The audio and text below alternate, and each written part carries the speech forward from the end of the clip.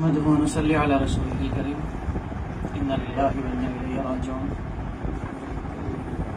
উত্তর পূর্বাঞ্চল আহলে সুন্নাত ওয়াল জামাতের কেন্দ্রীয় কমিটির প্রাক্তন সাধারণ সম্পাদক শাহ সুফি হযরত মাওলানা জমিরুদ্দিন সাহেব রহমতুল্লাহ তাআলা আলাইহি ইতিমধ্যে ইন্তেকাল করেছেন, আপনারা সবাই জানেন। ওনার জানাজার নামাজ আগামীকাল 2 ঘটিকার সময় ওনার বাড়ির পার্শ্ববর্তী খোলা ময়দানে অনুষ্ঠিত হবে। বিশেষভাবে আমি আপনাদেরকে আবারও বলছি, জানাজার নামাজের সময় 2 ঘটিকা।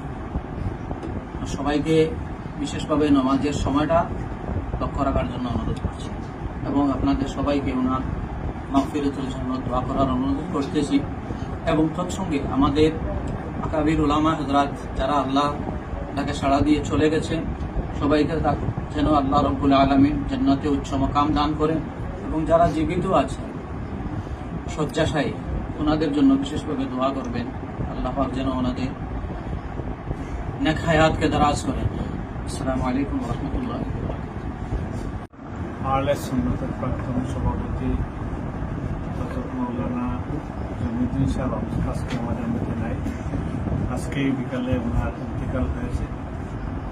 আগামীকালকে 2টার সময় ওনার কাজীদর বোয়ালজুর গ্রামে ন্যাশনাল হাইওয়ের কিনারে কাজীদর চৌমাথার কিনারে ওনার পবিত্র জানাজার নামাজ অনুষ্ঠিত হবে। ন্যাশনাল হাইওয়ে থেকে ওনার বাড়িতে যাওয়ার যে রাস্তা, ওই রাস্তাটায় যদি জানাজার ব্যবস্থা করা হয় ট্রাফিক অনেক জাম হয়ে যাবে, অনেক মানুষ আসবে, ওনার জানাজাতে অনেক মানুষ আসবে।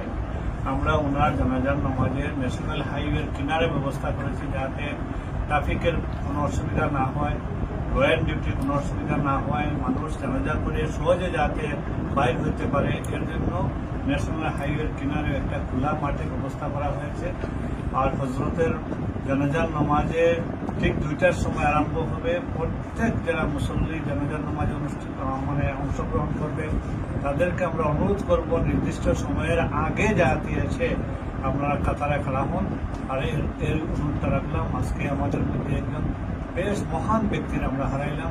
এই অফুরন্ত আর পুরা হবে না, এইরকম মানুষ আর আসবে আমার মনে হয় না।